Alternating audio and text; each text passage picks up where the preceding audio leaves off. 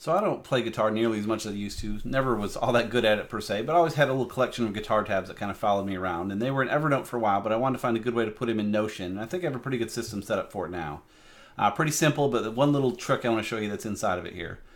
So this is just a normal page with a database with a table view with just a couple things. It's just got the song is the main name of it. I have a property for artist. I can just type in the artist name and then be able to sort by that if I want later. And then tags for what kind of song it is. And that's really all there is to it. The catch, though, is when you inside the songs, when you go in, it's actually a code view. Because if you've played guitar much or looked at tabs, you know that the spacing is very important. You don't want GDC just crammed up at the beginning. And if you just paste text in, a lot of times the extra spacing will go away. Because a lot of times it's tab stops, or even if it's not, it may not line up right. Because you want it to be a Courier or some kind of fixed width font where each character takes up the same width.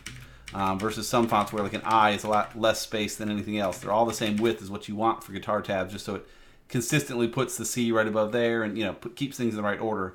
The code is the way to do that. So let me create a new one here real quick and I'll show you what I mean. So we have a new one. We'll just put 3 a.m. in again. Test, whatever we're going to do. Doesn't really matter there. The key here is the page content. If I just paste it in, it may work, it may not. It's not going to be perfect though. So instead we're going to do /code and put in a code block. And then paste it in there. It's going to keep those spaces exactly where they need to be. This is just a chunk of the song, of course, but paste the whole song in there like that, and it works pretty well. Again, when you're looking at one, I'll delete this real quick. Go.